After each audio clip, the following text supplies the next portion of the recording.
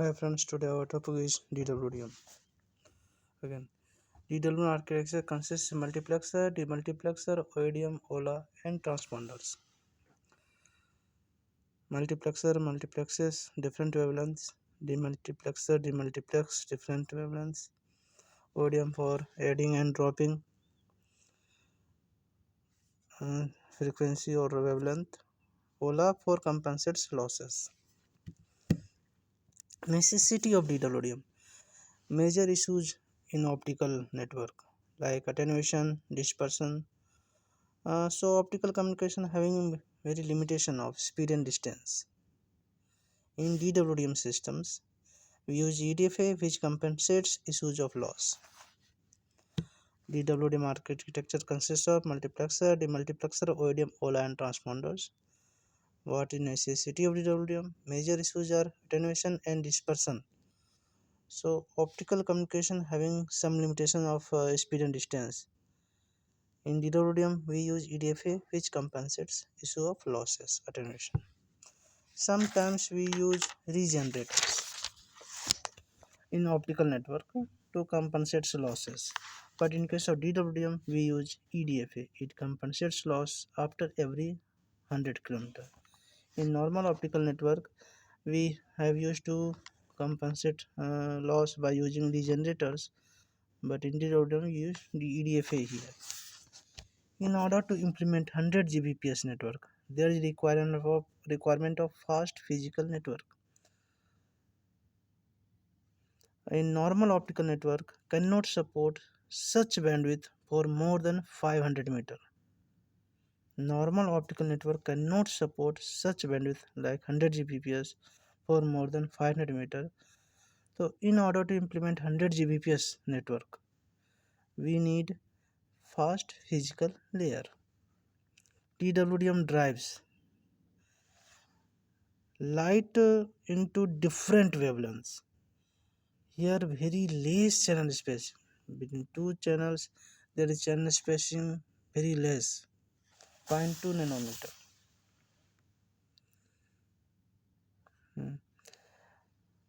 So operating window of DWDM is 1550 nanometer. DWDM divides light into different wavelengths, channel spacing very less, and there is operating window of only 1550 nanometer. DWDM increases capacity without any extra cabling. Here DWDM increasing capacity of optical communication without any extra cabling. Components of DWDM: laser transmitter. Why laser transmitters? Because there is higher efficiency than LEDs. We do not use LEDs in DWDM. We use laser transmitters because laser transmitters have higher efficiency. And highly sensitive receivers. Here we are using highly sensitive receivers, and because we have to receive very weak signals also proper way. So we use highly sensitive receivers. EDFA. Here we use EDFA in DWDM. This by using EDFA we can compensate fiber losses after every 100 km. EDFA utilizes to amplify weak signal. EDFA can amplify weak signal without converting to electrical. There is no requirement of OEO conversion, opto electrical, then again optical. EDFA directly amplifies optical to optical. OEDM. Here we can drop and add any wavelength by using OEDM. And in DWDM there are a multiplexer and demultiplexer also for multiplexing different wavelengths and demultiplexing those wavelengths. So DWDM network makes use of mesh, star or ring topology. Any topology can we use here: mesh, ring or star. There are two types of DWDM network: single hop network and multi-hop network. What difference in single hop network and multi-hop network? In single hop network, same wavelength we have to use for source and receiver. In case of multi-hop network, we can use different wavelength for source and receiver.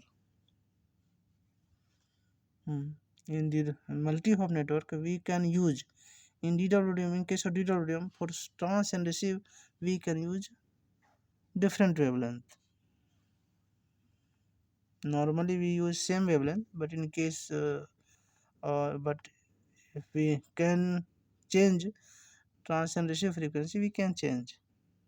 This is in our hand. What is advantages of DWDM? High bandwidth capacity, can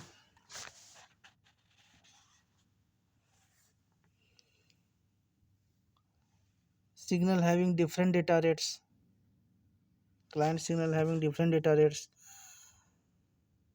and can support high data rates also. Large amount of information can be transmitted using DWDM.